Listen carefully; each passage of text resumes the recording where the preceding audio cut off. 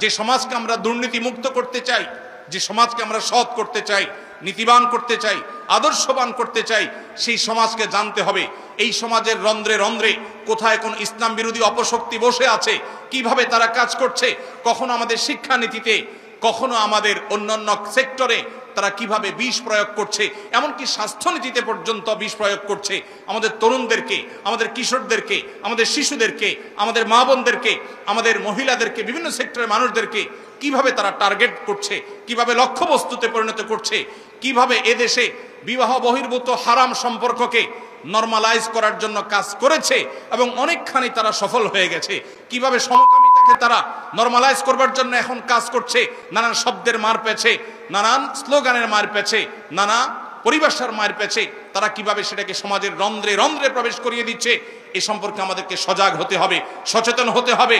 পশ্চিমা সভ্যতার চোখে চোখ রেখে কথা বলবার জন্য পশ্চিমা সভ্যতাকে মন্থন করতে হবে, অধ্যয়ন করতে হবে, পড়তে হবে, প্রত্যেকটি বাদ মতবাদ সম্পর্কে আপনাকে জানতে হবে, সময় সচেতন হতে হবে। প্রয়োজন আপনাকে ইংরেজি ভাষা শিখতে হবে, বাংলা ভাষা আপনাকে শুদ্ধ উচ্চারণ, প্রমিত উচ্চারণ করা শিখতে হবে।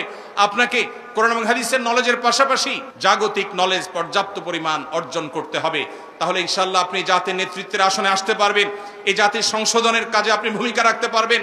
আমি আবারও বলছি, চেয়ে আছে গোটা দেশের মানুষ। আজ কলেজ বিশ্ববিদ্যালয়গুলোর দিকে তাকালে দেখা যায় তরুণদের মধ্যে কিভাবে ইসলামের প্রতি জাগরণ ঘটেছে। জুলাই আন্দোলনে আমরা লক্ষ্য করেছি কিভাবে স্কুল কলেজ পড়ুয়া আমার তরুণ বন্ধুরা তারা মাঠে ময়দানে, তারা রাস্তায় দাঁড়িয়ে জামাতের সাথে সালাত আদায় করেছেন, তারা কিভাবে আল্লাহু আকবার ধ্বনি উচ্চারণ করেছেন, কিভাবে তারা তাদের ধার্মিকতা, তাদের দিনদারিতা, তাদের ঈমানকে প্রকাশ করেছেন, তাদের কর্মকাণ্ডের মধ্য দিয়ে সেটি প্রকাশ করেছে, সেটি ফুটে উঠেছে। আজ এই জাতির বিপুল অংশ, বিশেষ করে উদীয়মান তরুণদের বড় অংশ, তারা ইসলামের ছায়াতলে এসেছে বা আসার জন্য অপেক্ষমান আছে।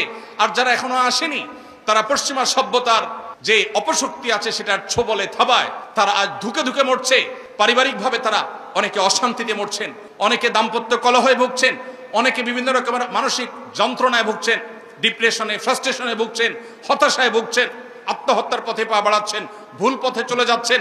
তারা অনেকেই আছেন যারা ইসলামের জন্য হয়তো নিজের অজান্তে তারা অপেক্ষা করছেন, কোরআনের দাওয়াতের জন্য, সুন্নাতে রাসূলের দাওয়াতের জন্য, সুন্নাতে সাহাবার দাওয়াতের জন্য তারা অপেক্ষমান আছেন। তাদের সে পিপাসা নিবারণ করবার জন্য আজ বড় বেশি দরকার এক ঝাঁক তরুণ সেরকম আলেমের। আমি সৈয়দ আবুল হাসান আলী আন-নদভী রাহিমাহুল্লাহর সেই মায়ের দোয়ার কথা স্মরণ করতে চাই।